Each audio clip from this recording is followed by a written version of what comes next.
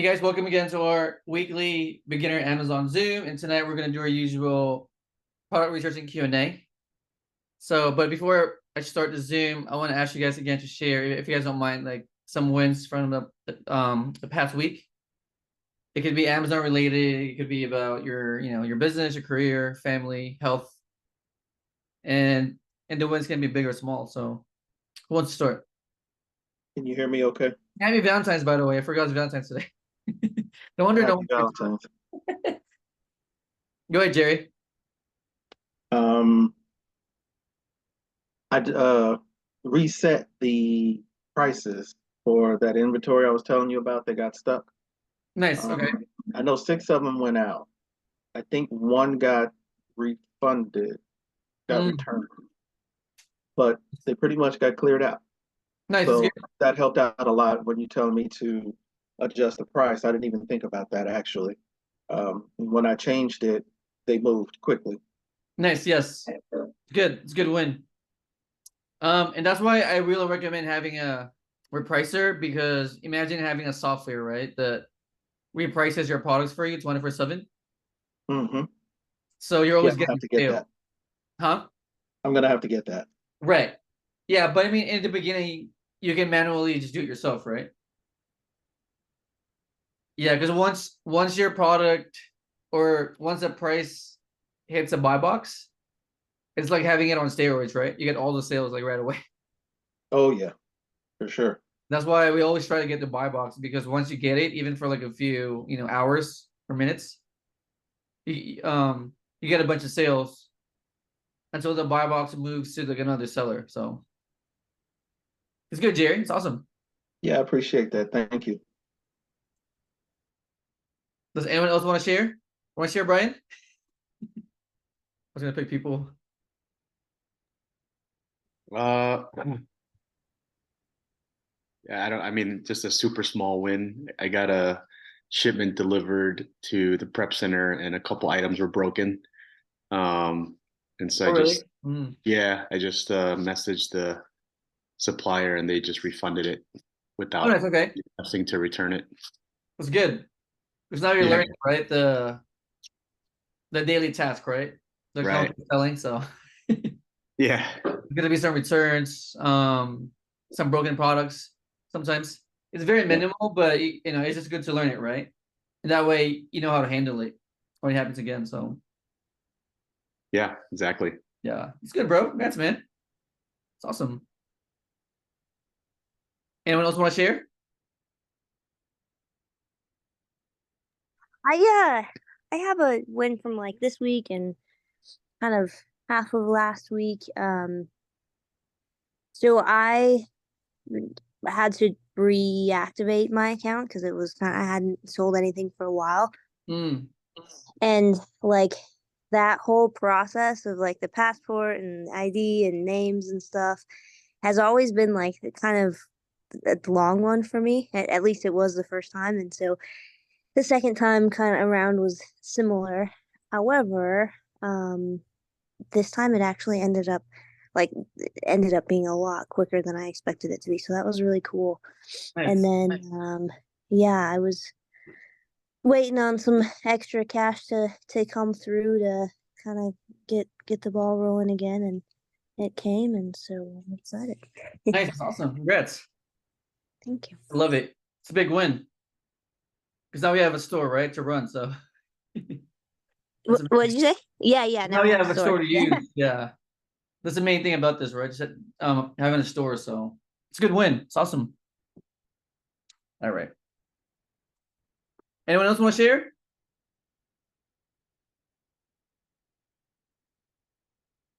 No, we're good? Okay.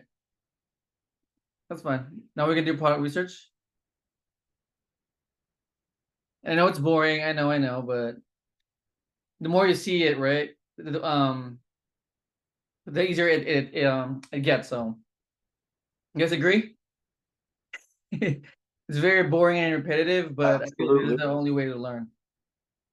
Like keep seeing it, over and over again. And that way it clicks in your head. That way when you're on your own doing your own product research, it's easier, right? So all right, so product research, I'm gonna talk very basic. So people in our group use our 18 product list. So it's a list of ungated and gated products. It's shared with 10 people. It's a good place for beginners to start because it's very affordable, right? It's a good place for you to start your business and just learn the basics of the business. And then from there, usually people upgrade to the VA list, which means they hire a virtual assistant to give them products that are exclusive to them. And the good thing about this is the products are just for you. The bad thing is it's more what's the word? More expensive. So as a beginner, it's not the best option for you because you're gonna have to fork out more money to get leads. And of course, as a beginner, you want to be efficient with your capital, right? So again, if you're a beginner, use the 18 list. And then later, once you get some money coming from the business, you can upgrade to a VA list to get more better leads. And then some people, they do their own product research. It's very time consuming, but it works. So these people manually search products online on the internet. And these products are exclusive to you. So it's good because these are the products that you find yourself. And these are the best products because you found it yourself and it's only for you, right? And then some people in the group do RA, which is retail arbitrage. So they go to stores like Walmart, Target, Home Depot, Lowe's, Petco, Costco, Sam's Club, and they manually source products in the store, and they ship it straight to Amazon, right? So different people do different strategies, but a list would look very similar. So it's a list that looks like this on a sheet with an Amazon product name, Amazon link, supplier link, right? And then what we do is we open up the Amazon product page and the supplier page. And then if you're really new, you would have to set up your seller amp, right? So go to your seller amp, go to settings.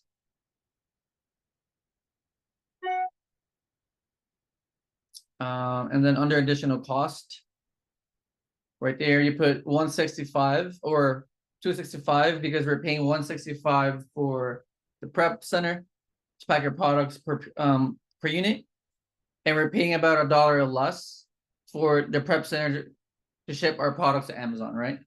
So here we put 265, $1 plus 165 is 265. And then here under miscellaneous, we put 0% because we're using a tax-free prep center, right? So there's that, and then you save. Make sure you do this part, by the way, if you're a beginner, because you know your numbers are going to be off if you don't plug in the cost, right, of your prep and shipping. So Hey, you guys got Louis, that, real right? quick. Go ahead. At the last couple meetings ago, like when we had, I forgot her name. What was her name? The like you're in her group. You're in her. She has a group, a Discord that you pay for. Oh, Noel. Yeah, Noelle. She mentioned like she thought it would be wise to like hold off on like using the prep store until kind of you have more products and stuff. Yeah. I was just curious, do you have like a rough estimate of people that are like doing that route and like holding off before they use a prep center? Do you Yeah. have an idea of what that shipping usually costs? Yeah, that's her opinion about it. I actually have a different opinion because packing and prepping yourself also costs money. Because you're buying a box, you're buying tapes, you're buying a weighing scale. You know what I mean? Plus your packing and prepping. If you calculate all of that cost, I feel like it's gonna be about the same, or maybe even less. Fair. Yeah. Okay. Yeah, because yeah. And plus, honestly, like packing and prepping is very complicated. Because there's a certain way of packing and prepping each product. Meaning the way to pack a breakable product, right, is different from packing like, Chips Ahoy, right? Very complex. And I feel like for beginners, it's gonna be, if it's too complicated, people are gonna quit. Okay. So Okay, I think the prep center route is more simple, and also more scalable. Yeah. Cool. Thank you. You guys agree? Yeah. I mean, you can packet prep yourself though to learn. It's a good, it's a good thing to learn it. But it's gonna be complicated as a beginner. And I think having a prep center is more like streamlined and easier. So yeah. Cool, thank you. So okay, so this product, so cucumber, aloe cleansing conditioner. Looks like the same product. Wait a minute.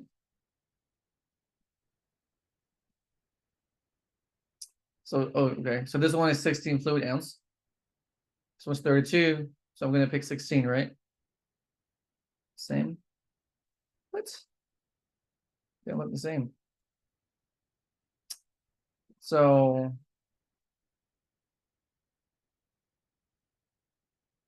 let's see. So 16 fluid ounce, cleansing conditioner, cucumber aloe. I think it's the same product with different packaging. Do you guys agree?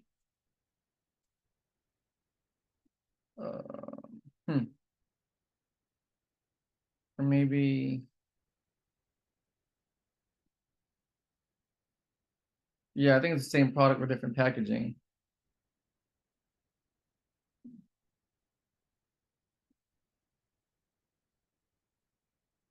What's Riddick? Same product, different packaging, right?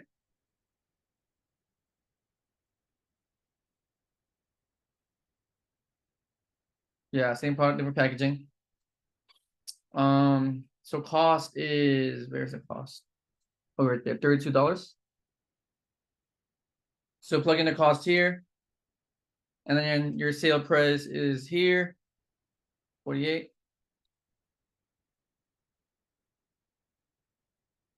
So there's the problem already, right? This one is giving us a 2% ROI minimum. And then the buy box is this price at 6%. How many sales a month? So 25 sales a month shared by these other sellers. But the concern is the ROI is starting off really low. So unless you want to price here, right, you can, but it's too risky though, because the cheaper you are, the higher your chance of getting the buy box, right? So some people like list too high, and I don't think it's a good idea because you're gonna be sitting on this product for like way too long. So ideally you should be up here, right? The cheapest. But then the problem is you're getting a very low ROI. So this one's not good. Yeah, it's not good. So low ROI. That's pretty easy.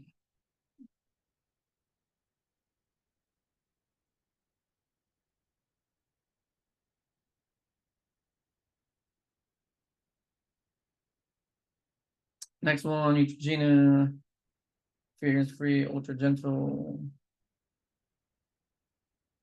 gentle foam, cleanser, bounce. Yeah, 12 fluid ounces. Ultra gentle daily cleanser, ultra gentle cleanser, formula. Same, right? Gina. I mean, the packaging is a little different.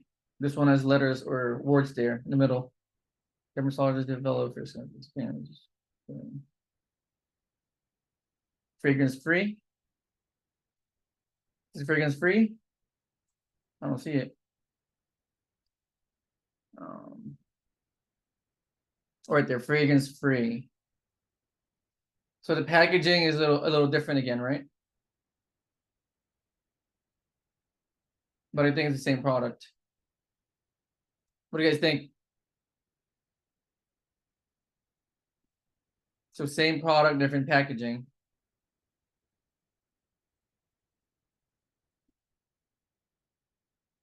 Okay, so cost is 1027. 1027. So 3,800 sales a month. It's a variation. Well, first, it's giving us a negative ROI. So let's check the other prices. down here. Oh wow, it's negative also.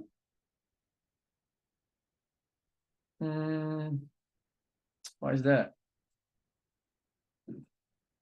Yeah, it's negative. Am I missing any sales? No, right?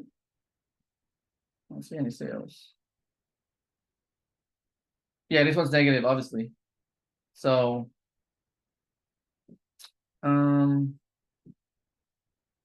interesting though. What do you guys think? Negative, right? Yeah, it's a negative ROI to like start with. So, yeah, this one we skipped.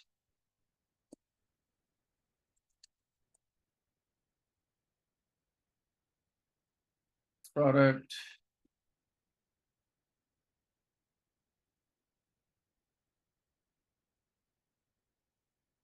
So 34.99. Bully Dog for 40400. 5. OBD replacement block.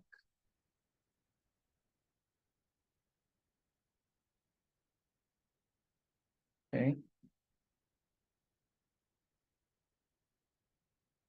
I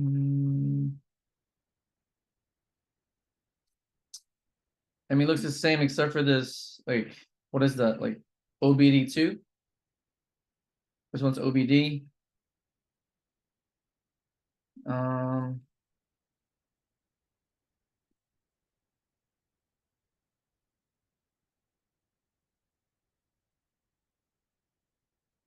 I mean, you look the same though, right? I'm just not sure what this is.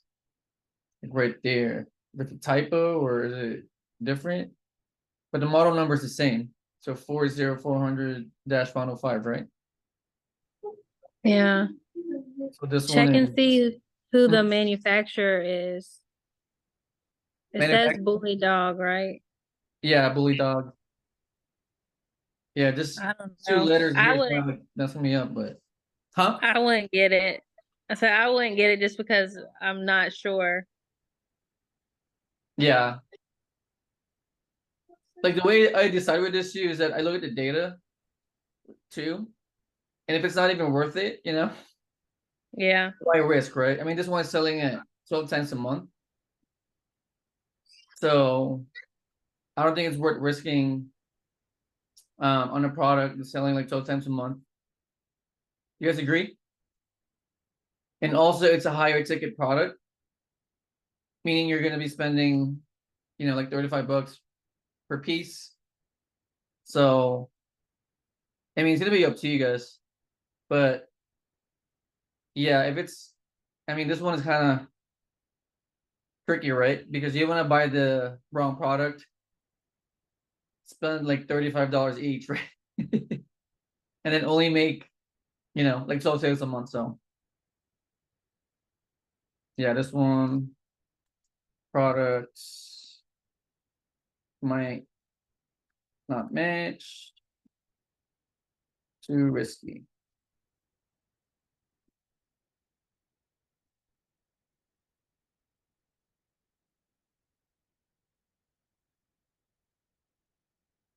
Two. So Josh said, yep. So Jerry's a pass. What is QB the same? Not enough sales anyway, right? Agree. So, all right. iLive. Bluetooth under cabinet music system.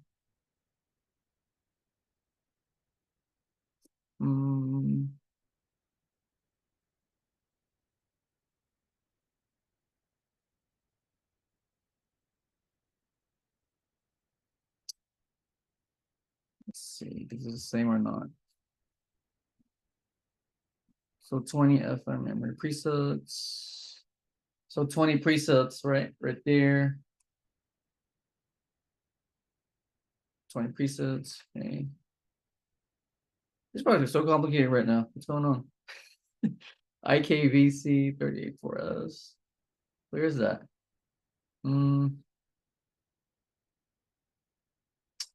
Here. Let me look for this.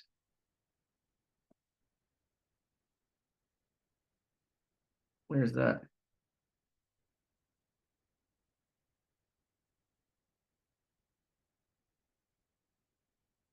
I mean, it says it's on this page, but where? You guys see it? The model number? I'm not seeing it.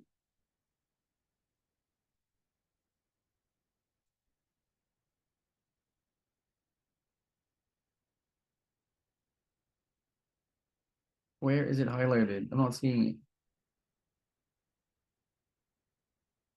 See the chat. I'm not seeing this model number, but it's here.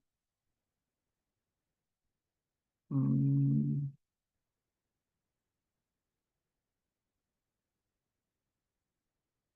Is it here?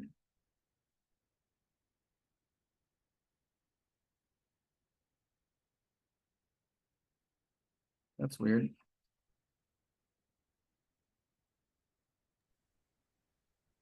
I don't see it. I don't think it's there. It says it's on the page, but I'm not seeing it. It's weird, right? Yeah. What the hell? So do you usually buy electronics? I'm always scared to buy electronics. Usually, I mean, if it shows up on the list, then yeah. But I don't really look for it though. If they find electronics, I'm okay with it. Why? Okay. You don't like it or? I mean, I don't know. I've never really bought any. They just Mm. seem like, I don't know. I just feel like they're gonna get returned or they're gonna be broken or something. I don't Mm. know. I'm just hesitant to buy electronics. Oh, really? And they're more expensive. Yeah, I never had that problem with electronics. Okay. I think it was So sold maybe, a similar product like this one, very yeah. similar. I've sold some headsets too in the past. What else? Yeah. There's another one that I've sold. I remember a lot of it. I forgot the exact same product. Exact product, but I think they're okay. And if you guys remember Noelle, right? She actually likes high ticket products, which is interesting, right? So she's willing to take a higher risk because less people are willing to take it. So I'm actually very similar too, in a way. I like high ticket because it gives you a higher profit. I mean, this one's kind of bad though. Let me see. Yeah, this one's a bad product anyway. Yeah, and it's a dangerous good. Yeah, but I think electronics in general are pretty good. Okay. Well, maybe I'll have a little more courage. $50, imagine. You actually like having issues with like 10 products. You're like down 500 already. So yeah. Well, this one is not even that good because it's negative, right? To start with, so unless I'm missing sales again, but I don't think so. Yeah. But since they're really bugging me, see, look, on this page, the buy box is at $80, right? But then on seller M, the buy box is here at 63. So not good.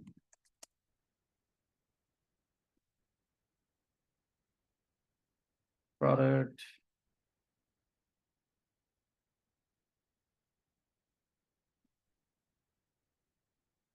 So Resmid 919. So 20% off, right? If you guys see this, give them your phone number and email to get the discount code. Okay. So is this one, I don't think it's the same because this one is Resmed, right? Resmed is the brand owner or the manufacturer. And then this one is, I think, AirSense or something. Or I think generic. Let's see. You guys see it? So this one is Resmed, which is the brand. And then this one, I think, is a generic one. So filter cover for AirSense 10, your curve, your start. So this one, I'm not even gonna gamble on this one. So generic, right? Generic product versus Rustmed brand.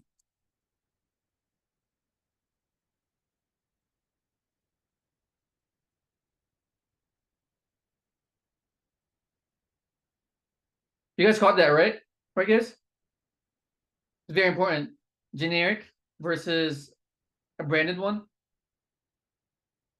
Okay, cool. So if it's saying, I don't know, Milwaukee, right, on Amazon, your product from your supplier needs to be Milwaukee also. It can't be, you know, a screwdriver for Milwaukee or something, you know? It can't be generic. It has to be the exact same brand. So again, this one is giving us 15% off on your first order. So give your email. So what's crazy about what Noelle said, right? She said she gives these websites a brand new email every time. And that way she can get the 15% or the discount code.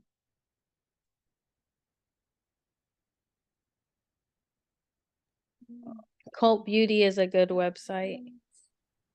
Which one? Call Beauty? Yeah, it's a good. Oh, this one. Oh, nice. Okay. Yeah. And they usually give free shipping if you order a certain amount because it's in the UK. Oh, it is. Okay, nice. So Yuda Beauty baking baby baked banana bread. But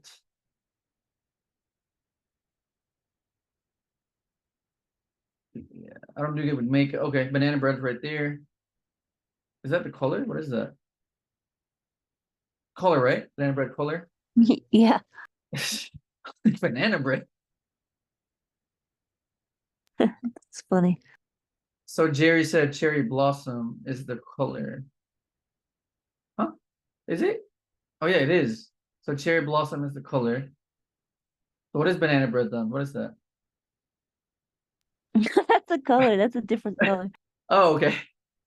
So cherry blossom. Oh, okay. So you the beauty baby cake. Baby bake. Cherry blossom. Okay. So same, right? It's the same. It's the same. Okay. So 2140, what is this? Euros? This is euros, right? What is that? Yeah. So that That's means it'll be correct. a little more. Does that say it's a setting powder too? I didn't see it say setting powder. I just didn't see it say setting powder. Oh, okay. Not even sure, honestly. I think it's in that description. Has a Right here? baby. Translucent. So Jerry said it should be the description says loose powder. Description right here. Oh yeah, right there, loose powder, right? So 22.96 is the USD amount. So you plug it here, 22.96. Okay, this one's good. 400 sales a month. It's giving you a 12% ROI.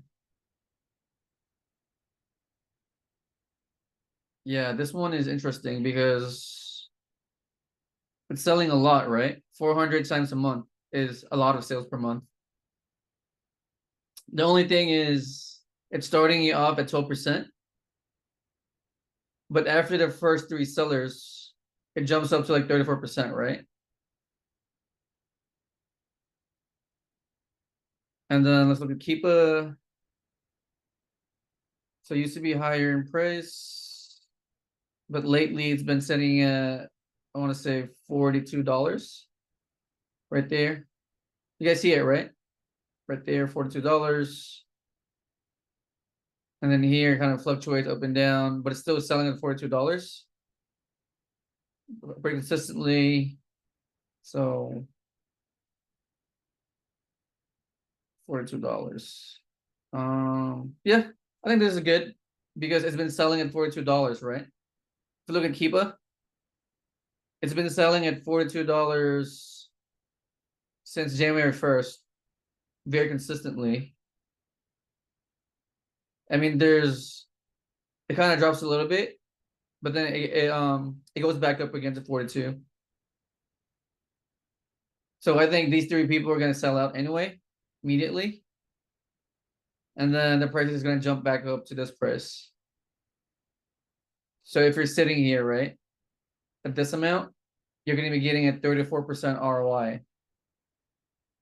on a product that's selling 405 times a month. Do you guys agree? So Jerry said, are they the same size? Amazon says full size, but Cult says baby bake. Let me see. Are they? That's a good question. Full size, okay.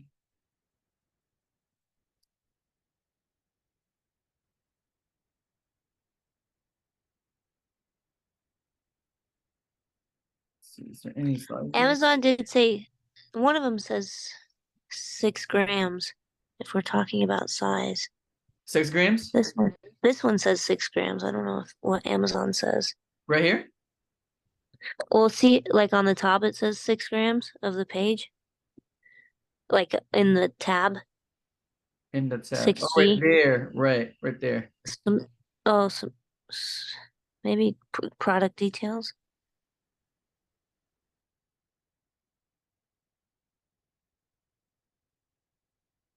Ingredients.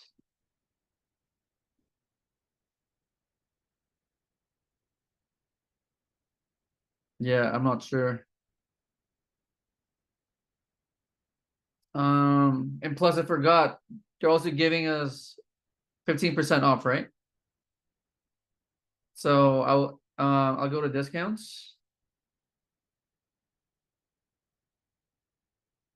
Where's discounts?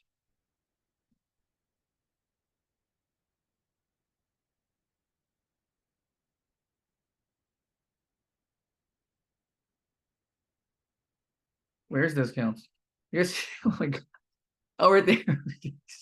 Jeez, sorry. The discount's 15% right there.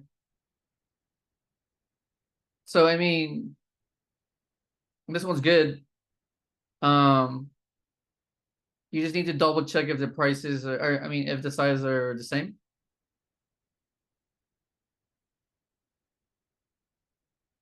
So the top looks different, Jerry said.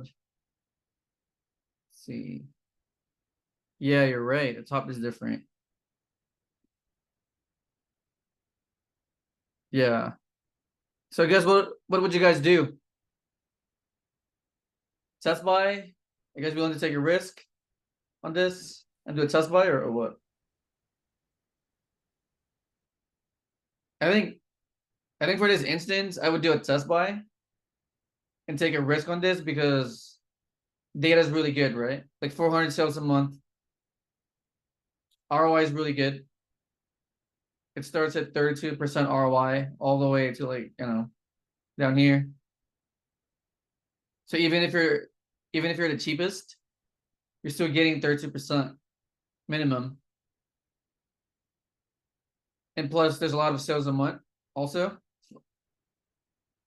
So yeah, this one I'll do a test buy. Test buy.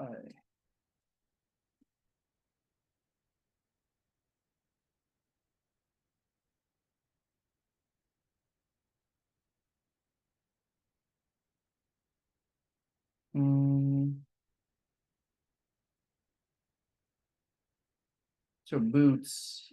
Okay, Nikes. I don't sell shoes, so this is going to be interesting. You guys sell Nikes? Any of you? Do we own Nikes? No, sell Nikes? I sell Nikes, but I don't like to sell the shoes so much. Yeah. But I will. How's it selling Nikes? You like it or? It's okay. There's a lot of people are doing it too, right? Is that why? Well, part of the reason why I sell Nike is because, Nike always has very good sales. And then the other thing is I shop at TJ Maxx, Home Goods, and Marshalls, and they usually have Nike stuff there Oh, nice. that's on Amazon. Love it. Okay, so this one is Manoa leather boots. Manoa leather boots. Okay. So what size is this? Size 8. Size 8. $57. Cost 7.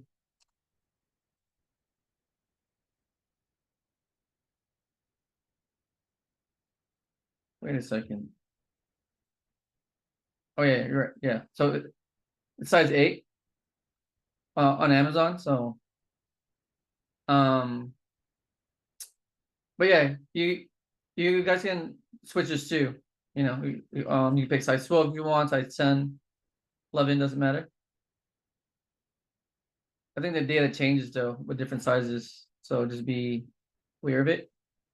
But this exact listing is saying size 8, so we'll pick size 8, and then we plug in the numbers. So 57 variation.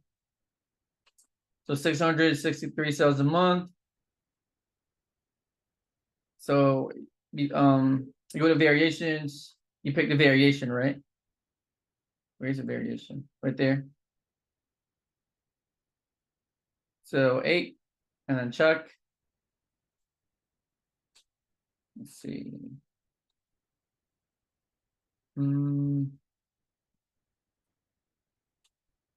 Yeah, this one's not really getting sales according to Seller Imp.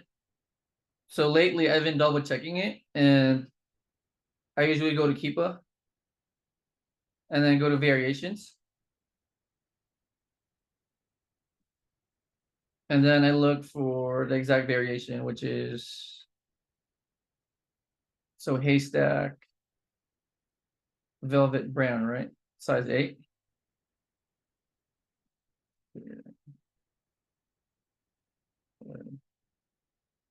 So haystack right here, velvet brown, size 8. So this variation is getting 1% of the sale.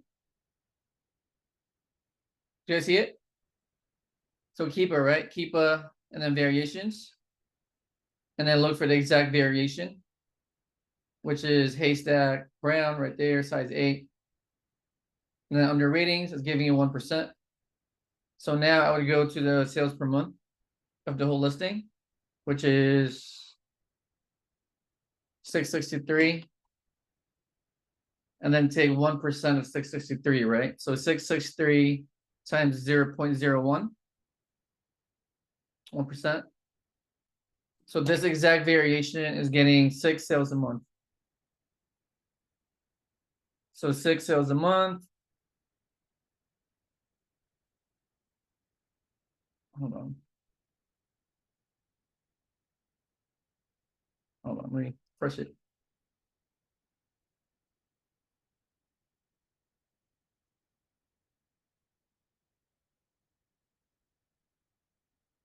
See the chat real quick. Yeah, so Jerry said yes, 6 roughly. So 6 sales a month, right? And then now you go and see your other sellers. Yeah, so 6 sales a month, and you're going to be sharing with 19 other sellers right here. Did you guys do it?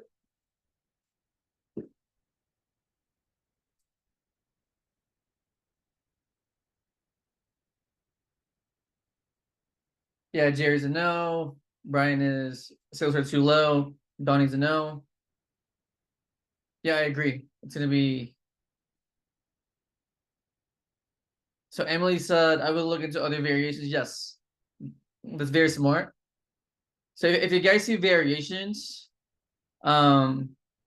I would also look for the other variations, right? Because from one listing, you guys can sell multiple variations.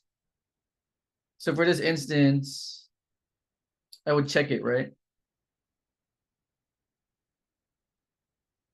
And then as you guys can see here, so the haystack velvet brown size 12 is getting most of the sales at 6%. So is it the same color? Same color, right? So haystack velvet brown. Okay. So same color, different size. So now I would go to size 12. And then on our supplier, we picked size 12 right there. Same price, size 12. So again, you run the numbers, right? So $57 is the cost. So 666. That's a horrible number. Sales per month times 6%, right? Hold on, let me see. So yeah, right there. So 6% of 600 sales is how much? So for this exact variation, right? You're going to be getting 40 sales a month. And then you do the same thing. You look at the competition.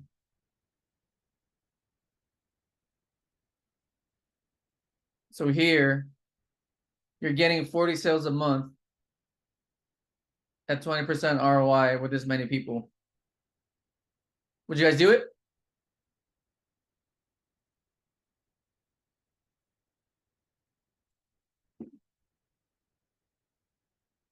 Hopefully I didn't lose you guys. So I picked the best selling variation, right? Out of all of them. And then I ran the numbers. So it gave me 40 sales a month at 20% ROI minimum, shared with 15 other sellers. So would you guys do it? So Emily's a no, Brian is a no. Jerry said that's us buy one pair, especially to be gated.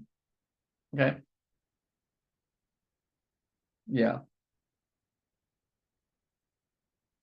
So what's the verdict with this? I mean, I don't know. I guess 50-50. 50-50 test buy. So we'll put 50-50.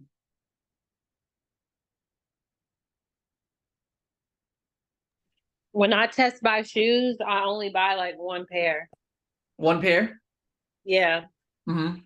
And if it sells fast enough, then I'll go back and buy more. But if it doesn't, then I'm done. And I only had to deal with one pair. Nice. Like why one pair?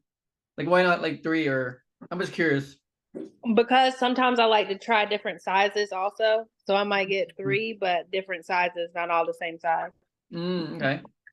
Nice. That makes sense. Yeah. Always play it safe, right? As much as possible, especially in the beginning. Because you don't want to lose money on mistakes and bad purchases. So I like that. So next one, Oracle, Red Blue Racing 2023, Team Soft Shell Jacket. Red Bull 2023. Team Soft Shell Jacket. Okay. It's the same. The photos real quick. So Bybit Honda. Yeah, look the same. Look similar or the same? See the chat. So Jerry said we need the medium on Amazon. Yes, let's see. Okay, so medium size on Amazon. Medium here. Okay, same colors, the same colors. So $61, right? Is the cost? 61. Okay, so $61 here. Okay, makes sense. And then buy box price is at 120. So put 120 here. So it's giving you a 56% ROI, right? Really high. So sales per month is 43, but it's also a variation. So again, you go to variation right there, click on the exact variation. It's usually auto-selected. Check. Okay, so this one is getting 16% of the sales. So 16% of 43, 43 times 0.16. That's about 6 sales a month.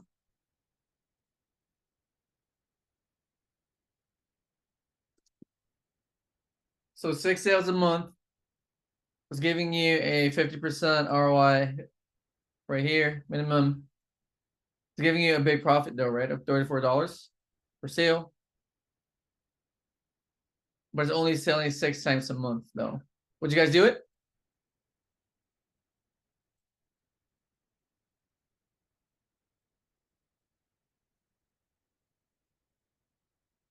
So Jerry said, can you go back to the variation?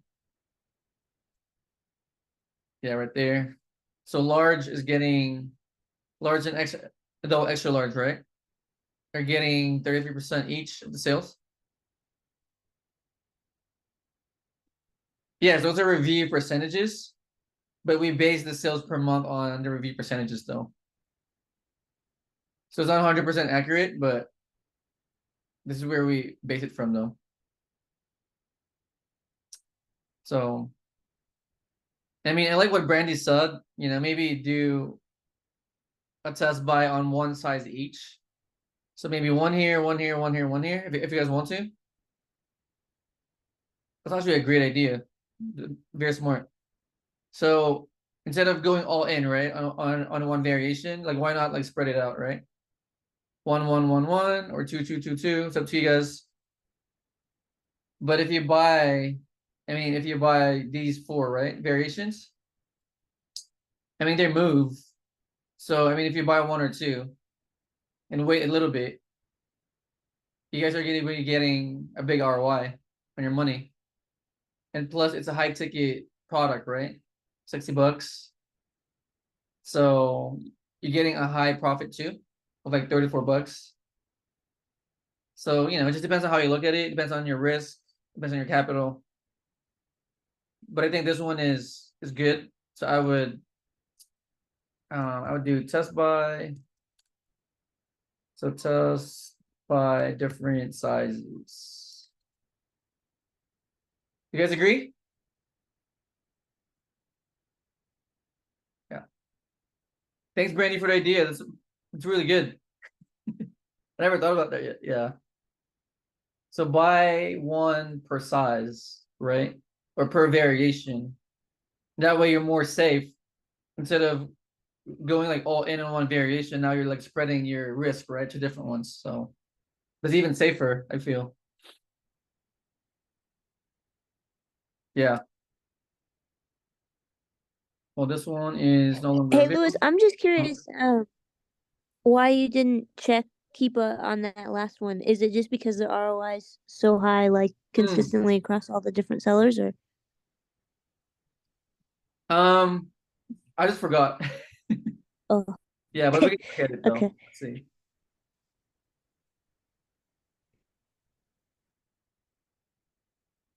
Yeah, this one, this is sale. Oh, this is the old product. Okay. Keep yeah, let's look at the keep a chart. Do you sometimes do that though? Like if ROI is great across the board, or? No, sometimes I just look at the other sellers and how they price it.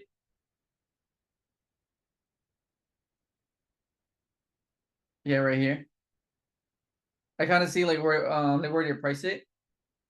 It's very similar to looking at Keepa.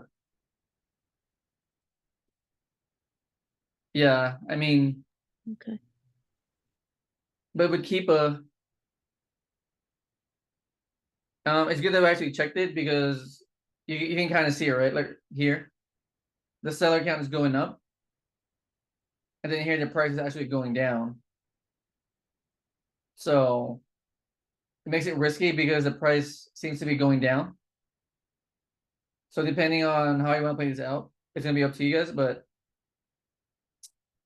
since we're only buying one or two, right, per variation, I mean, I think we have enough room to get money out of this product and get out of it. Make sense?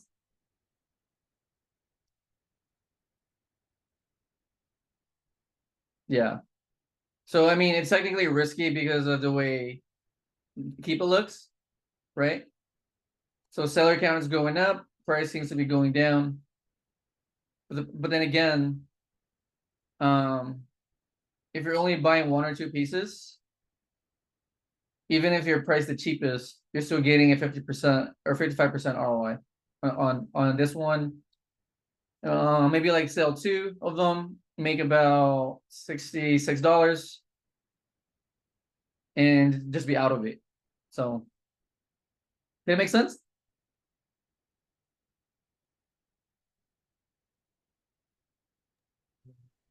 Hey, Lewis, how do you see those different variants? How you got those percentage and stuff? Where Mhm. I'm not seeing that on mine. You mean on your seller amp? Or Yeah. oh, so you plug in the cost, right? First, you plug in the cost, and then you plug in the sale price on Amazon, and then you go to the bottom of the listing where it says offers, right there, and then it's gonna give you a percentage, based on how you price it. Yeah, but the variants. Oh, You have variations, something- you mean? Yeah. Where Oh, it right has here? percentage, yeah, all that. Yeah, this one is a new feature. So I would Okay. go to settings on your seller amp, Okay. and then go to the bottom. There's the bottom. Where's the variation? Oh, right here. Where it says variation, Yeah. and then on. Oh, okay. Yeah, Okay, I got you. Cool. yeah, Oh, that's a cool one there. yeah. Helps a lot, right? Yeah, it should. Yeah, it'll be able to. Yeah. So And this so one you is just out of take that stock. percentage and you're dividing that number into the total number of sales per month. Right. I mean, you still got to do that though. No, that's what I'm saying. Like that's how you figure out how many it's doing per month. You take whatever percentage it says into the number of the total number per month. Right. Okay. Yeah. Yeah. So this one here is out of stock. All right. Wait a second. Or wait here. What happened there? Hold on. I'm starting to get cross-eyed, guys. Hold on. This one. Yeah, this one's out of stock. So out of stock.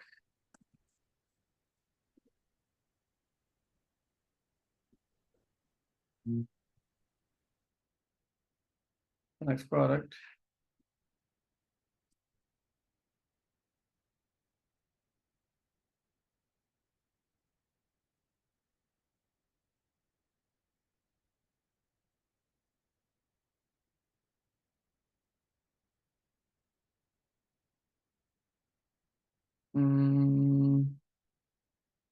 So Wilton non-stick cookie pans, 3-piece value set. Cookie pans of 3. Okay.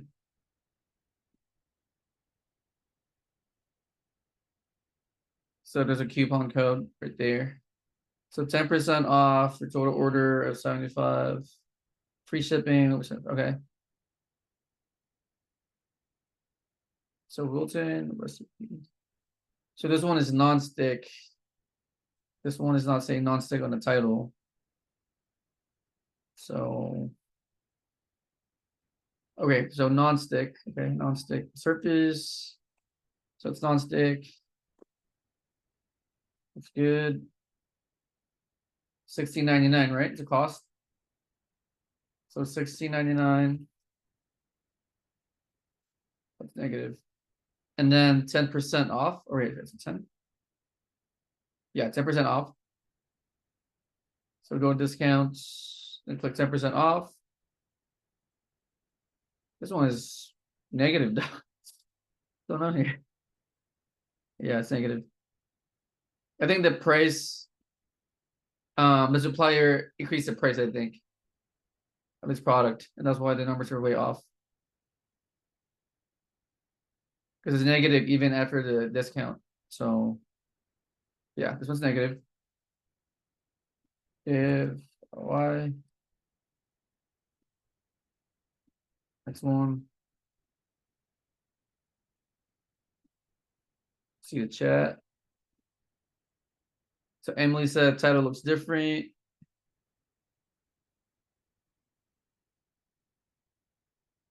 Okay, this one is, I think it's sold out.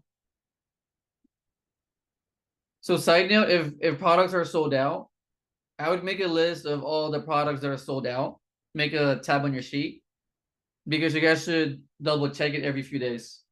Because if it's sold out, it might be popular. So just because it's sold out doesn't mean it's a bad product. I would make a list of all the sold out products that you come across, and then I would double check those products every few days for sure. Did you guys catch that? Yeah. So, and that list gets bigger and bigger too as you keep doing product research. So, but yeah, those are going to be profitable. And then same with your old leads. I would always circle back to your old leads, and even your past, orders. So your order sheet, right? I would go back to your order sheet too. All your past leads, past orders, and then the list of all your out of stock products, because you guys are getting more products from those. Make sense? And then variations, I would try to squeeze out, like more sales from different variations also. Meaning from one listing with different variations, you guys can, get a bunch of sales from different, different sizes, different colors, different flavors, different scents. So got it? Makes sense? Do you have any examples of like some of those lists, Lewis? Like List? not the Mm-hmm. sold out list necessarily, but just like the ordered list. The order list? Yeah, It's gonna like, be your list. It's gonna be your own list of your orders. well, like just to see like, or like a screenshot of like what all goes on there, or like how you put it up, like order, like link, and then amount, or I just The way I do it, you mean, or? yeah, like what it looks I like. mean, yeah, I can. I can show you how I do my tabs, but so I usually have an order sheet tab. Or actually here. Here, one sec, this.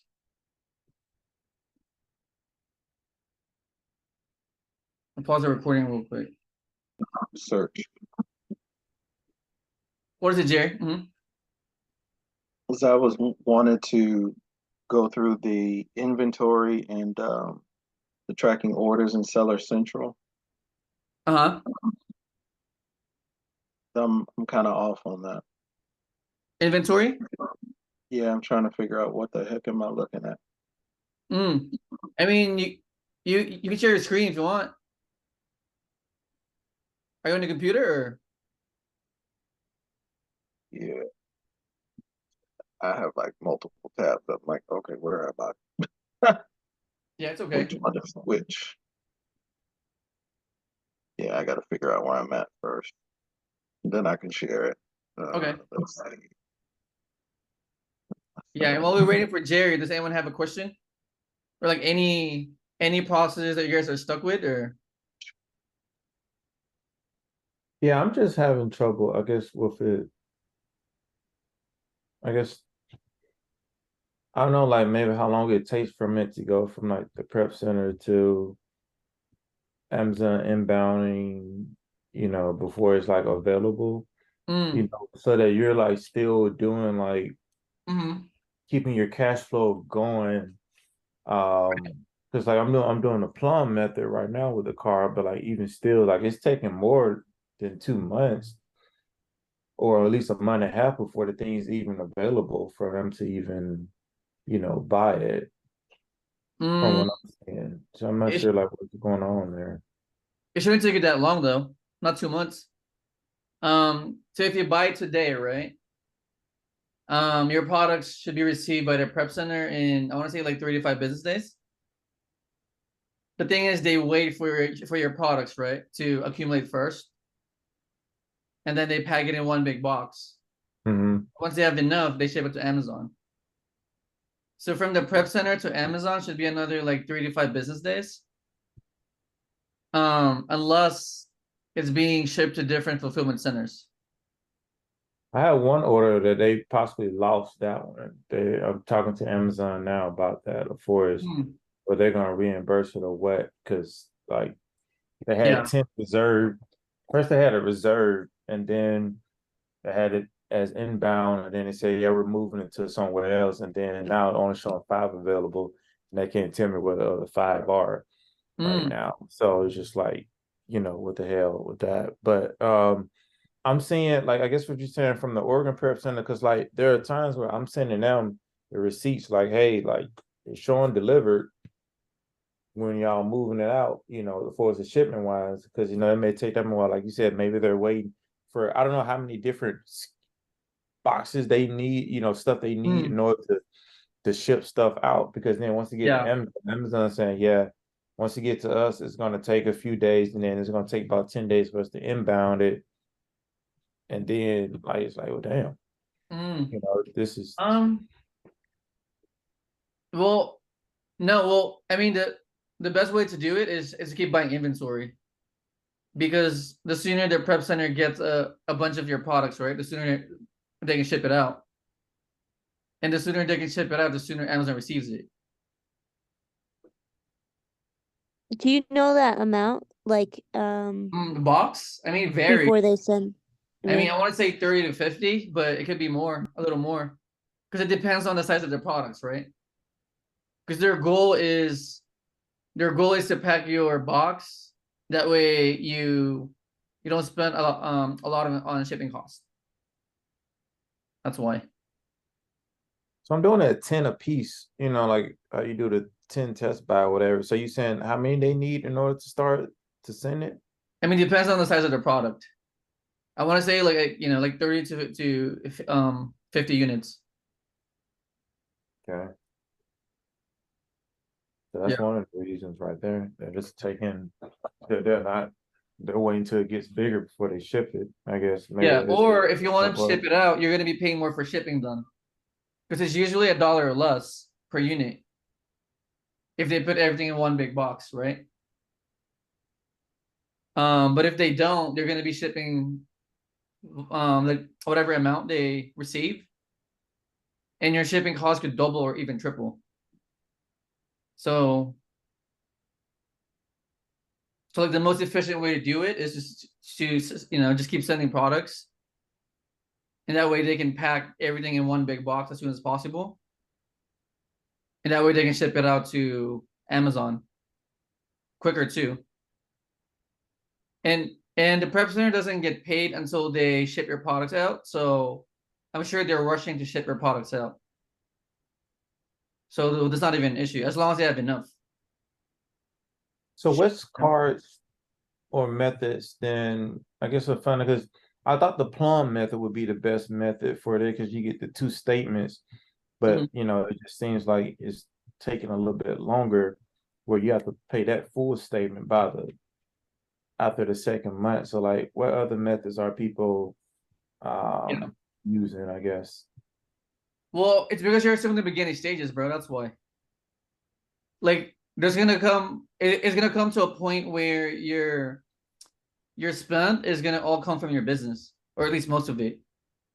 in the beginning, you're still building your inventory, right? Mhm. So the money's flowing back to you slower. But imagine having like 100K worth of products sitting on your shelves, right? Mhm. You're gonna be getting like quicker money back also, right? So it takes time to like accumulate your inventory. Mhm. And then the quicker, the bigger your inventory is, the bigger your payouts are going to be too. Yeah, and then later on you have options to do, you know, payability is one option, meaning you're only using the money sitting on your Amazon account to buy your inventory. Yeah, I'm gonna type it in the chat.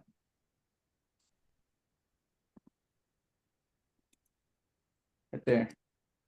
And then Amazon would also give you loans. So I mean, Plum is a start, but there's gonna be other options though in the future. I forgot there was something that you I think it was you and Brandy. I'm not sure if she's on here or not. But like when you guys are keeping track of all this, especially when it comes to like tax time and all that type of stuff, where was it that you guys Seller Oh, you're board. talking. who Yeah, you're talking about seller board. said that? Oh, Brandy's on here? What'd you Yeah. say? Yeah. Seller board. Seller board. Yeah.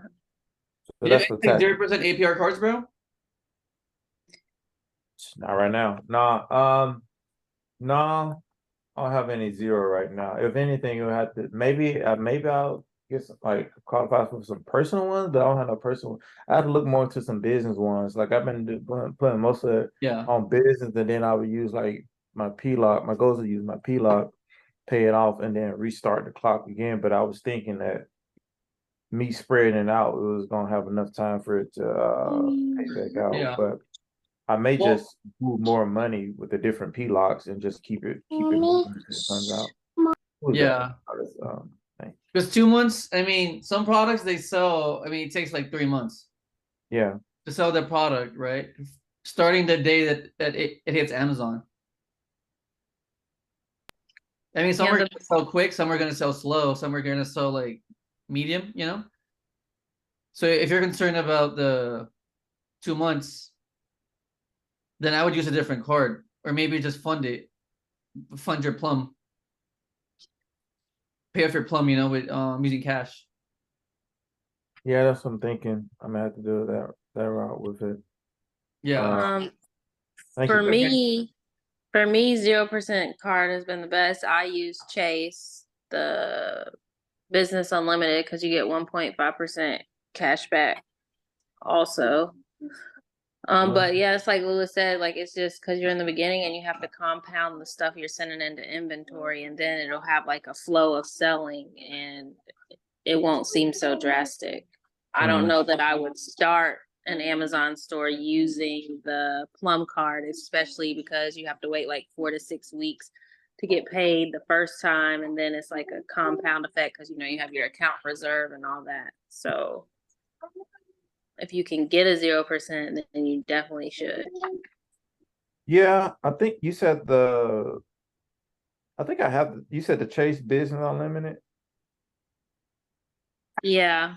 Yeah, I have that one. I did that one for another player couple. I need to get this is the other one, I guess. Yeah, I'm looking to see if there's some more 0%, 0% ones for like Bank of America has, I think, 2 or 3 0%, and Chase has 2 0% ones. If you already have the business unlimited, they have another one that starts with the 0% intro.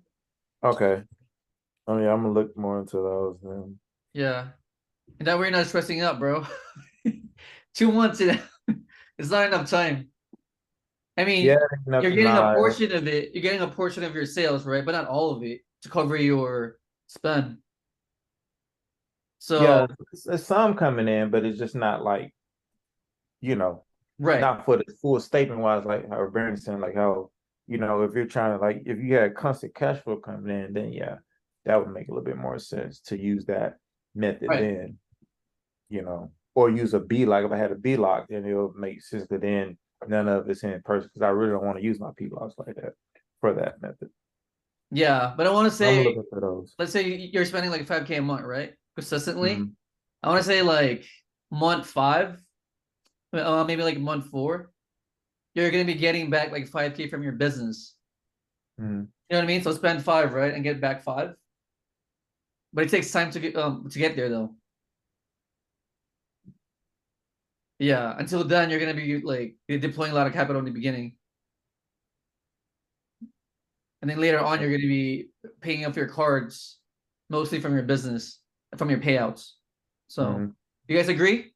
It takes time though, right? To build up. So yeah. Hey, Louis, can I chime in real quick? Oh yeah, of course, bro. Hi, good evening, everybody.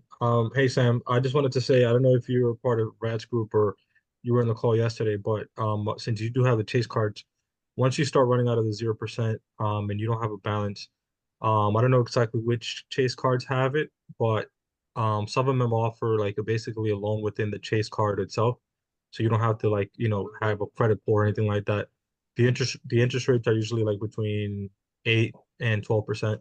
And again, you just want it for like cash flow purposes, right? So you're taking that loan out just to put it back into business and you're gonna pay it off. So you're not gonna hold that loan out for a long time. But that could be another, way to get funding if you're running out of funds, etc. And it's just offers that come through Chase. Citi also has it as well. So it depends on what cards you have. But there's just something to have in your toolbox, I guess. Okay, appreciate Yep. it. I had to look at the Yeah. one they did. I think Sam's on the another level now. He's worrying about capital now, and it's scaling, right? So that's normal though. I think the first phase is learning the business, and then the second phase is, oh my gosh, like how do I deal with the cash flow? Because we're sending so much money out, right, every day. So that's the Mhm. second problem that needs to be like figured out, which is funding. And then once you figure that out, like I think next level is like scaling, right? Like how do I get more money to scale this business? So I think you're good, bro. Because now you understand the basics, right? Like product research and buying inventory, and I think you're past that stage now. So now I think you're trying to learn like cash flow because Yeah, it takes a while too. It's a slow process, in the beginning. I think Art shared like 2 weeks ago. Like I think Amazon wants to keep us with them long term, and that's why they pay us out like slow, and that way you always do business with them long term because they need us. They need these third party sellers to buy products for them. So they want to keep us like tied up to them in a way. Does that make sense? no, that makes sense. Everything is freaking slow. Yeah. And plus you're always deploying money out. So yeah. All right, I appreciate it, guys. Yeah. So we're all buying inventory and then they sell it, they pay us back, and then we do it again, right? It's like this cycle of never ending cycle of buying inventory. So I'm yeah. trapped in it. I'm sorry, Jerry. I know I went over time. I know he had something. Oh, sorry, Jared. What's up, No, Jared? actually, you gave me some time to go in and kind of go in here in my Seller Central, figure it out. I kind of got it What about figured Jared? out, but Sorry, I think Jerry. this is gonna have to be a whole other class though, because Jerry had a question. My bad, Jerry. but I kind of figured out where the reports are, but I want to look at them first and kind of see what's what with these. Okay. Yeah, but But I then would I just got go to your Seller Central. I mean the important ones there are inventory, shipments, account health, and the orders, payouts. yeah, I went through inventory looking at some of those reports. I'm like, okay, now I kind of get it. There's a couple of my, remember I told you one of the items had come back, and I'm like, well, why did they come back? And I saw it in one of the inventory reports that it was damaged. I'm like, okay. Yeah. Not sure how that happened or where that went down. Because the product had been there for a minute. So I'm Mm. like, well, how did it get damaged if it's already been there, unless it was damaged when it got there? But I never do Mm. that. It's probably a return. Yeah, it was a return, and I think that's why it was returned because it was damaged. Mm.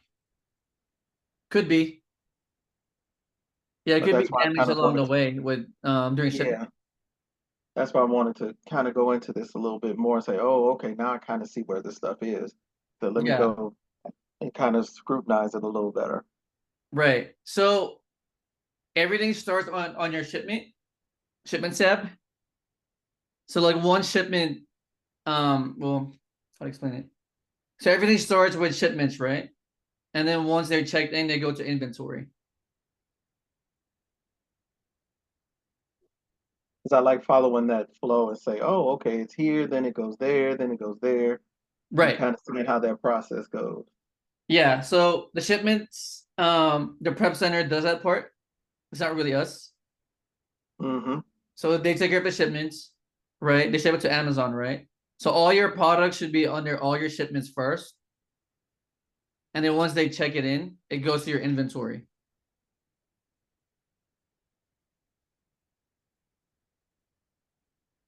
Yep, I see all of that too. Yeah, that's the flow of it.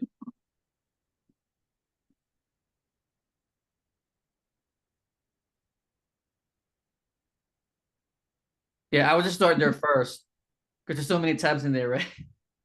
Yeah, I'm just gonna I go would learn through that some of first, them. and then Like, later we can talk okay. about, you Yeah, know, that'll work. fulfillable inventory and stranded inventory. Yeah,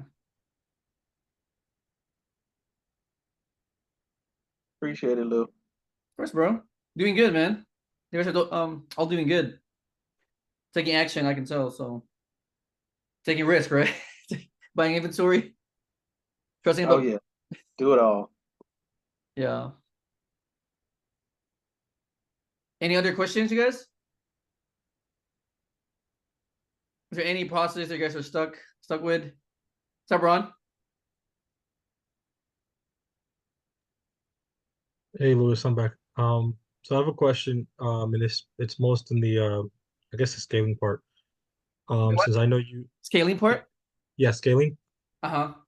Because I know you said you basically have as far as ROI, your ROI is usually low, and you're not really picky when you're buying items, right? But and I'm asking from like coming from us, we're working with two VAs, so we're getting two VAs. We have I think OA list, so we're seeing a bunch of different sources as far as items and products or potential products. But I feel like we're not ordering enough, right? We're not even hitting our cap as far as spending yet, which is Uh-huh. obviously why we're not seeing a lot of sales, right? Because the more you spend, the more you see sales. So we're basically, my question is, does that mean we need more VAs? Do we need more sourcing? Because we're not really ordering, I guess at least 50% of what the listings that we're seeing. Mm. Um, are you guys buying any reorders? Yeah, we've done reorders, yeah. Hmm. Um, I mean, I don't I mean, it's up to you guys, but because it's your money, right? But I would loosen up on the criteria though. Because their pricer is set really low anyway at 3%. Because the way I look at Amazon is once you scale, it becomes a volume game, right? Right. You're just deploying a lot of money, or products out there. You're taking like a little bit of profit per product, and you're going volume. Because I mean, I can tell you one example, I guess, when we're like determining whether it's a good buy or not a good buy. Let's say we're looking at a product and it says the ROI is less than 20%, and it's Mm-hmm. probably like $2 or $3 in profit as far as dollar amount, right? How And much? the way I Sorry, look at it, 3. like $2 or $3, Okay. right? So then the way I look at it is, especially looking at the history in Akipa, is like, I say all it needs to do is like drop $2 and that basically wipes out all our profit, right? So that's kind of like how I look at it. I don't know if that's the right or wrong mentality as far as, risk levels. Because obviously we're dealing with time, right? It's not going to get to Amazon tomorrow. It's going to take probably like 10 days from prep center Mm-hmm. to Amazon, etc. So a lot can happen in that time frame. Right. I like looking at ROI.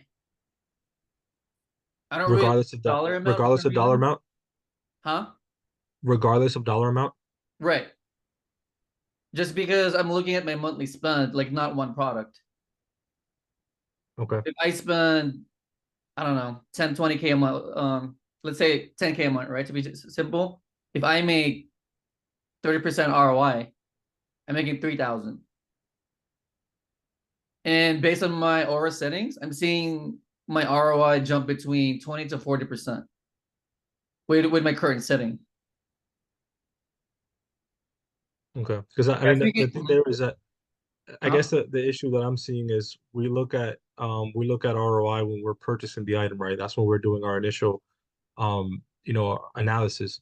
But Mhm. then by the time that gets to the prep center, things may have changed a bunch, right? And then repricer takes care of readjusting the pricing. So that's kind of like where my concern is because I'm okay with if it's 25%, 30% ROI when you're purchasing it. But what happens by the time it gets to the prep Mm, center and then to Amazon? right. I don't know if Um, you've seen that because I've seen that in a couple products, but if you haven't seen that often enough in a bigger scale, then I guess we're okay. yeah. But since I've already seen it a couple Mm, times, it happens. It happens, but I mean the flow is like this, right? So you buy a bunch of products, you set your repricer, you just let it sell, and then there's gonna be some stale inventory there after like 3 months, and you would have to liquidate it. You need to. okay, That way you're taking a loss, but you're getting money back, right? right, Which gives you like another chance to buy more better products. So it's almost okay, like everything becomes a lesson, you know? Yeah, and then your replens, I want to say at some point you guys are going to be buying at least, I want to say like between 30 to 40% of all your spend is going to be from replens. You get to that point. But then you don't get there if you don't buy a lot of products though. right. Because the more you test, the more good products you'll find, right? Right. So Yeah, imagine spending half of your monthly budget just on replens, right? It means half of your spend is quality products. You said 40%, Lewis? I mean 30 to 50%, I would say, would be like 30 to 50. Yeah, acceptable. The thing is you gotta get to that point though. And the only way to get to that point is to not be choosy with your products and just deploy it there. Does that make sense? yeah. Yeah, I mean that's the And way it obviously, is at least. Mhm. and then obviously run into sometimes you want to replenish an item, but then the price went up, so now your numbers don't work out. So then I guess you kind of missed out on that one, Right, unless they drop the price or a sale comes up or whatever. right.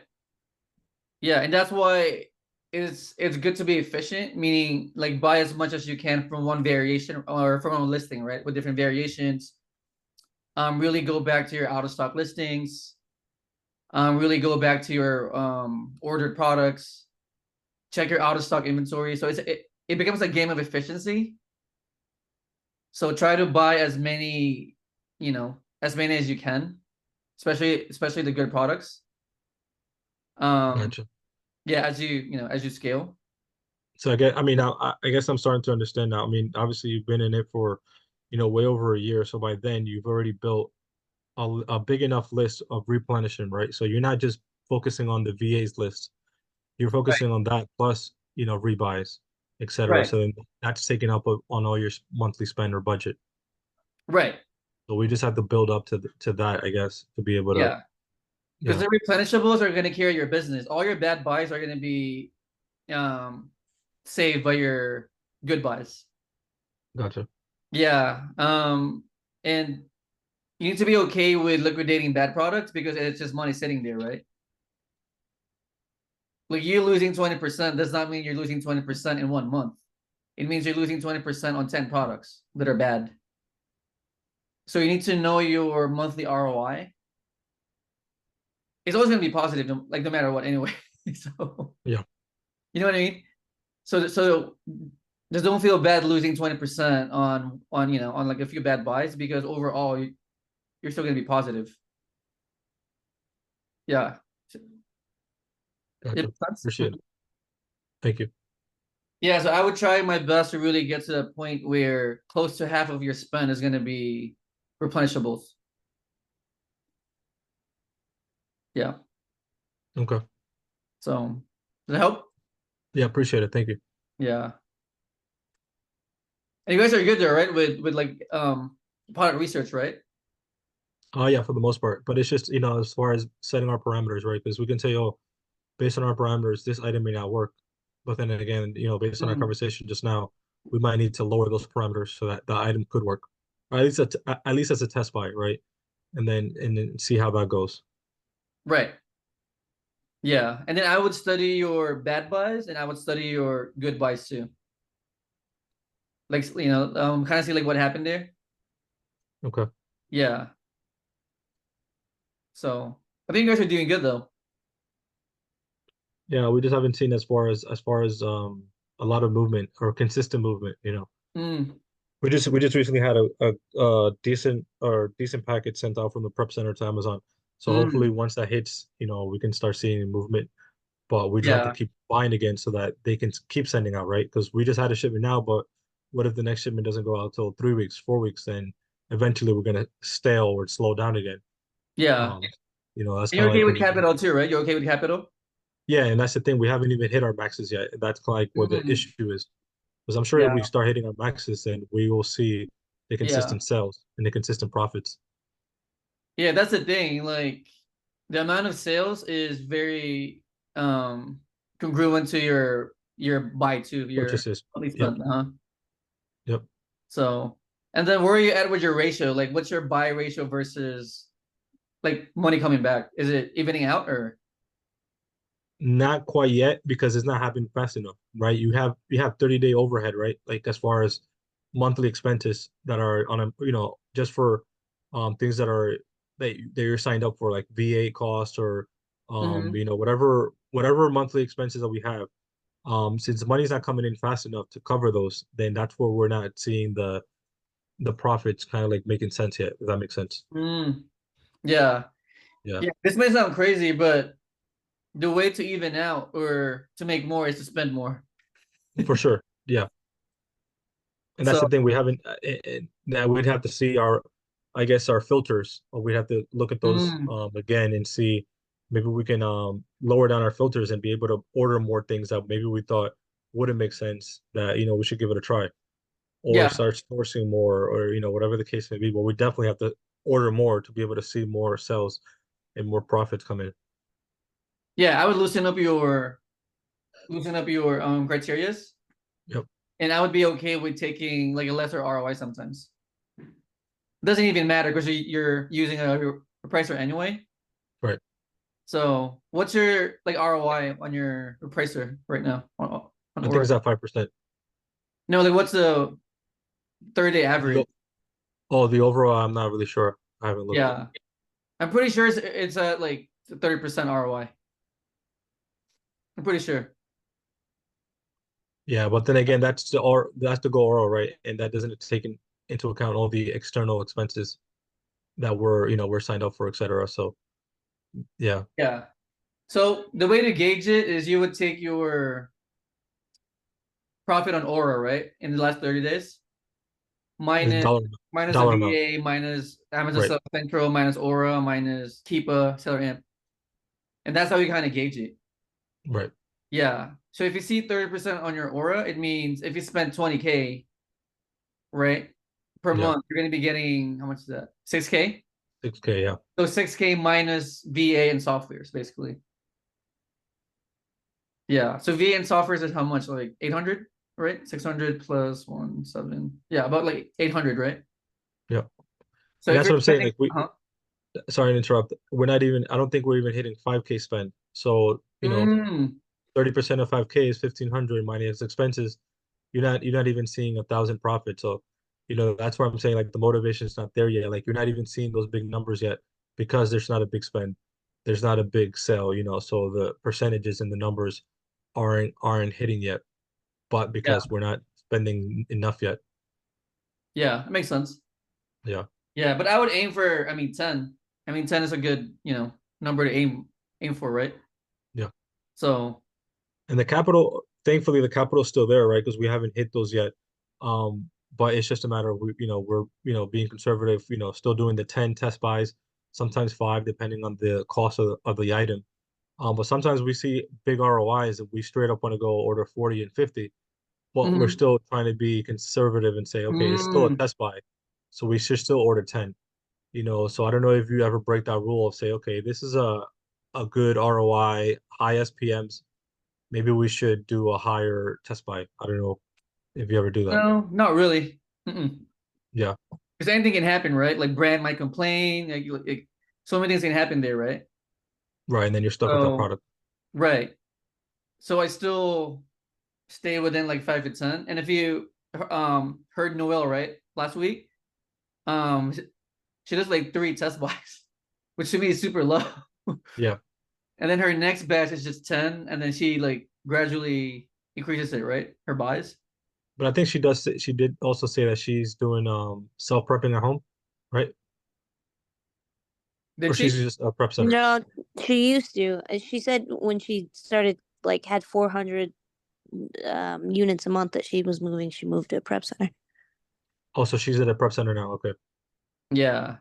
Okay. So there's really no rule to it, it's just really up to you guys.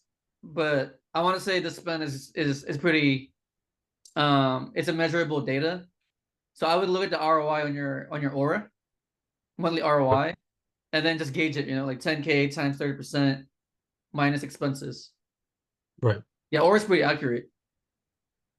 But and you guys just use Seller Board too, right? Seller Board? Yep.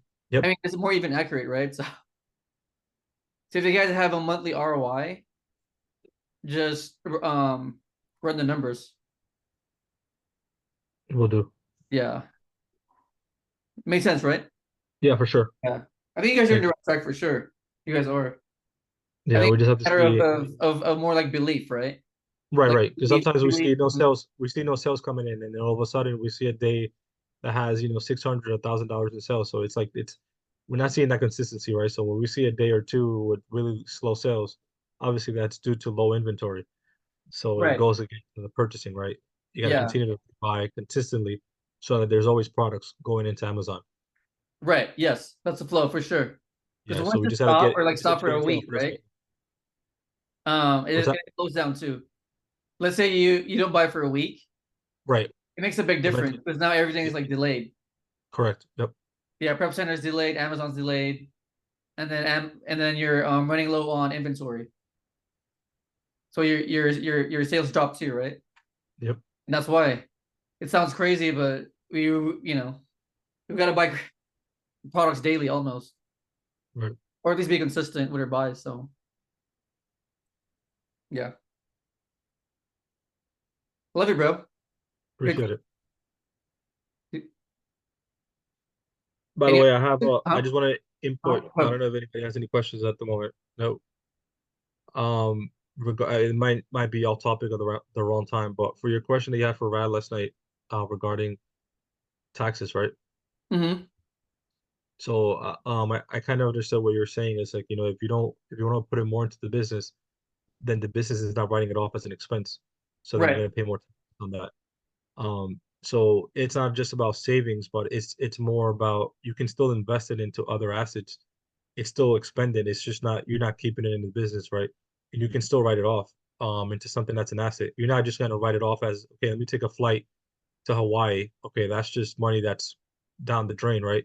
But if you actually invest it into an asset, it's still an expense that you can write off, and the business no longer has that as gains, right?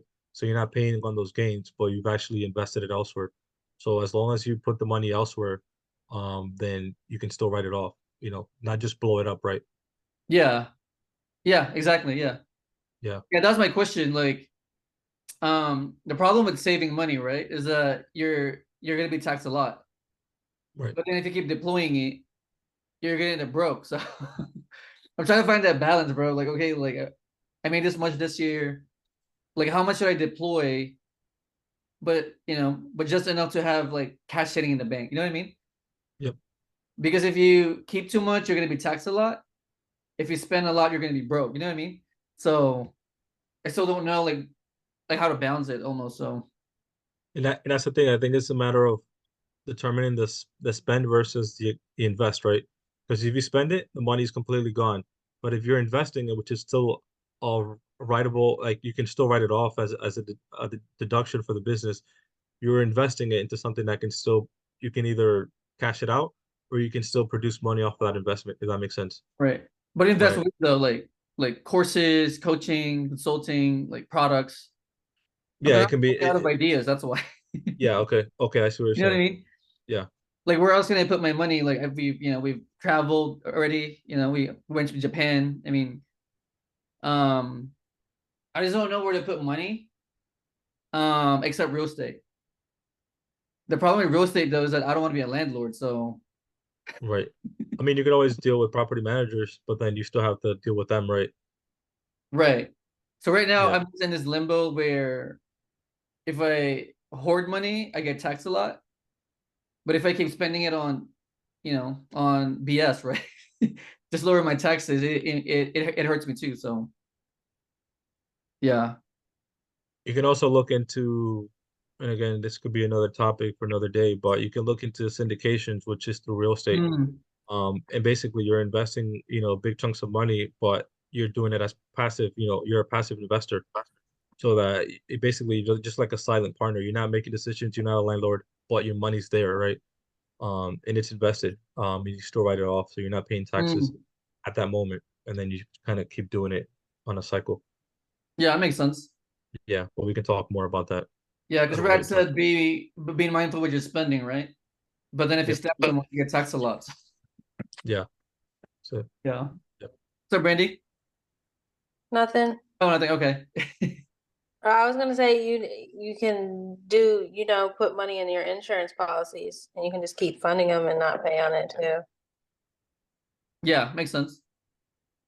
Yeah, that's where I'm at right now. Like I don't know where to put money sometimes because I've been doing like courses, conferences, coaching, consulting, buying products. At some point, like what else can you buy? Travel. You know what I mean? But then if you Yeah, keep the so money for Uncle Sam's gonna take like, a big portion of it, right? 20, 30, 40, 50K in taxes. So right. I mean, might as well use it for yourself. Yeah, there's no need to pay that Right. unless you're trying to like invest in something that will require you to show that kind of taxes. Right. That's why I'm kind of like that's my dilemma like the past 2 years. So in 2024, I kind of just want to be prepared because I already invested like 15K, right, with the ambassador. Right. But after that, like, what do I do? Like, do they pay someone else again to like teach me something? Right. That's part of why I did it is because I had made, whatever money with Amazon and I'm like, I'm not paying taxes. I might as well just invest in something Right.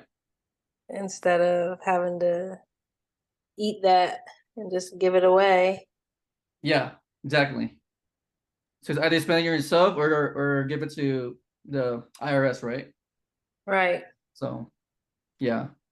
I mean, another thing is, I mean, obviously real estate, you invest in real estate and then you can take a loan towards out of that. And then that's a tax-free event, right? But besides that, I guess you can also do it with stocks. And I think Brad mentioned it last night. You invest in stocks and then you basically take a loan based on the stock's value. I think 50% off of that. So ideally, like, the rich do is, just basically take a loan off of their assets and those loans are tax-free, right? So you're living off tax-free debt, but you have assets that are continuously growing, right? So you're not worrying about taxes at that point because you're just living off tax-free money. Um, Yeah. but that's things to think about, I guess. Thanks, bro. Thanks, guys. Yeah, I gotta learn it. That's the next step, right? Just learning how to save money on taxes. That's a big problem to have, though. I mean, that's a good problem. Yeah. I mean, having that I mean, problem. So if you think about it, W-2 employees, we kind of deal with that automatically, right? We pay taxes 30%, 20 something percent off our money. But then now when you have control of your actual income, you don't want to pay any taxes. So it's kind of like, okay, what are the holes or loopholes? Where can I put my money to not pay taxes? But as a W-2 employee, you have no choice. You just pay it, right? yeah. But you guys doing a business though right now with Amazon. I mean, it's a business. No, no, for sure, yeah. But I'm saying like the majority of Americans, I guess, people that work People just work jobs. they know is W-2, right? And all they have to do is pay taxes. They don't know any better. But we don't know any better. But then once you start doing business, now you have the choice or the option is kind of decide or where to deploy your money or what to do with the income so that you pay less taxes. Yeah. It's crazy, bro. It's a crazy game. Yeah. Because America wants your money, so you can't really keep it. You gotta deploy it, which is weird, but okay. And it's like Brandy said, instead of paying the IRS, sending them a check for 15K, you're sending Ride a 15K check, and you're learning, you're getting something out of it. You're getting some value out of that. So Right. Yeah. Love it. Alrighty, guys. Any more questions? I have one question. Do you pay sales tax? I mean, do you file your sales tax? I know Amazon files it for us, but Sales. do you have a sales tax for your state, for your business? Sales tax. That's a good So you question. can be like tax exempt when you buy from certain businesses. No. So you don't have one. No. Okay.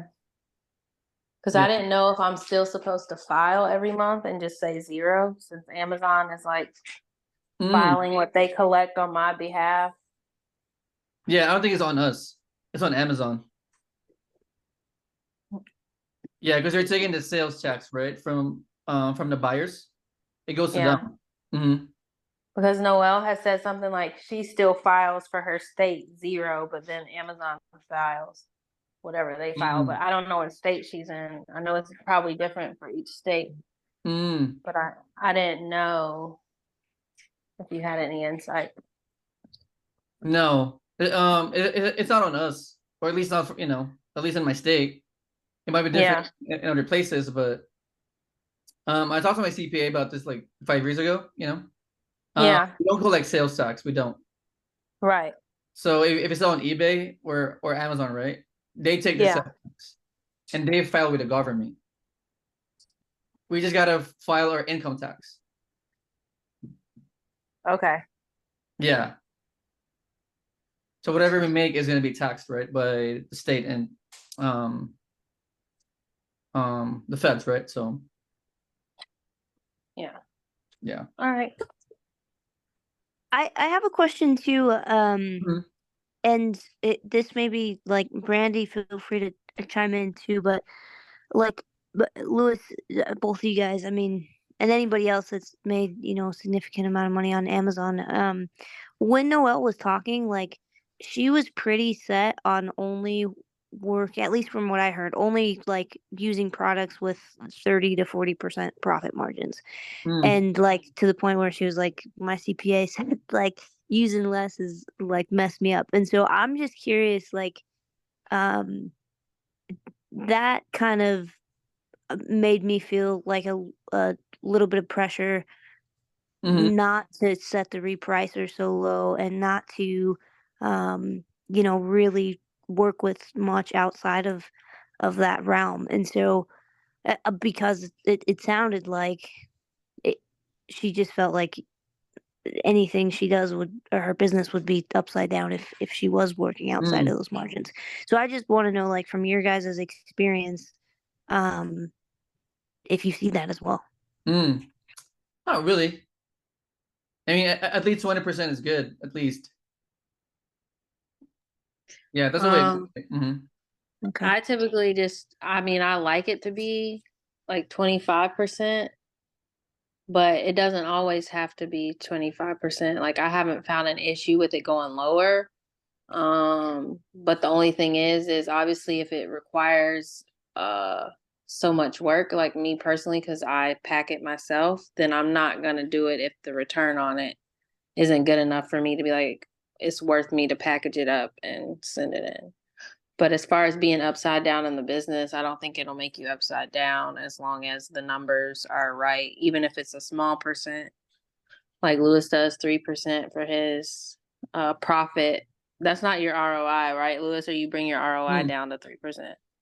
No, on my repricer. That's that's the floor of it. Okay, so but it goes up 3% and is for down your though. ROI. Yeah, it goes up and down. The floor is 3% though.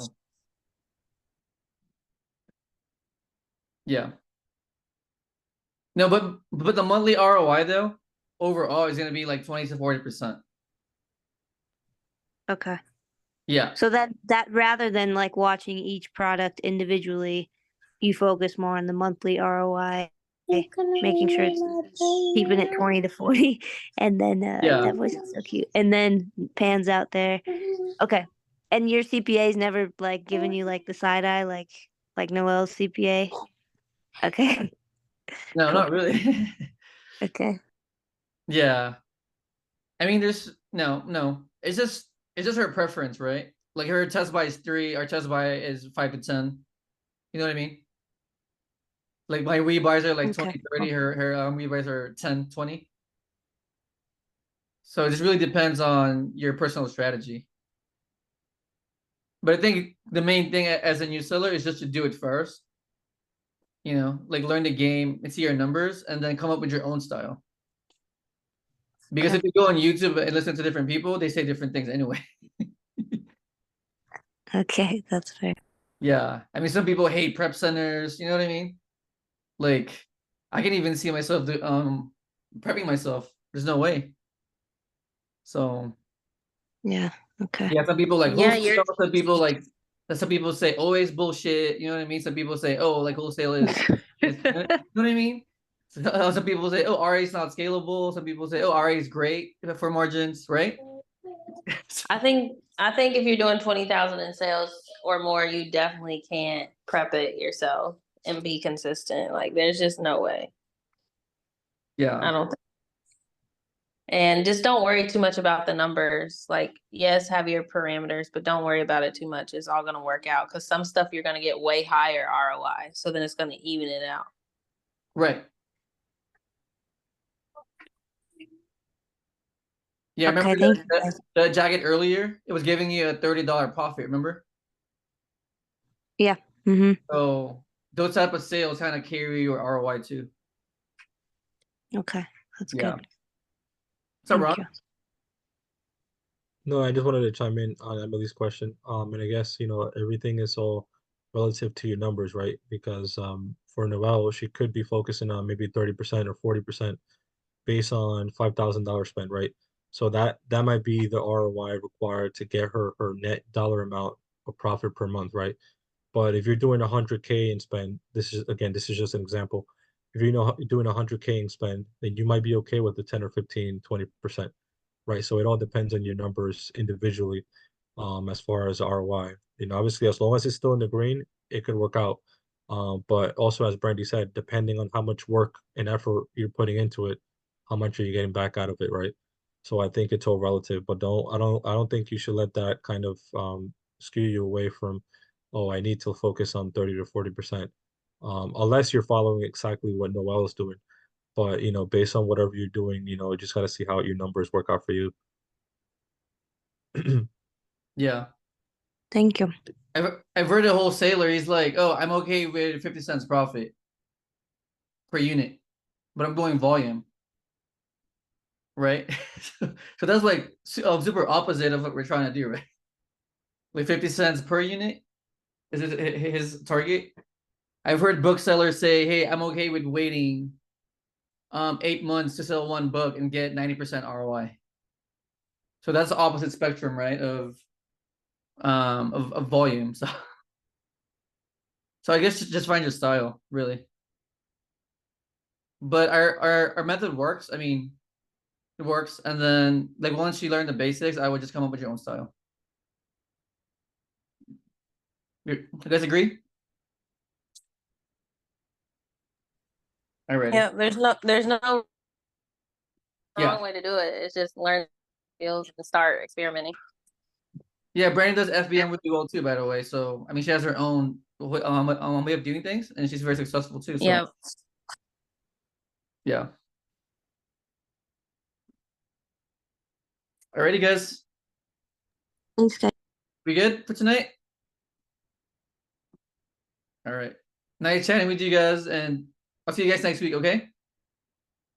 Hey, Louis, Huh? will you add me to that whatever it is? I just requested access to that link you sent me the other day. Oh, you mean the list? Louis. Okay. Yeah. Got you. Thank you. All All right. right. Bye, guys.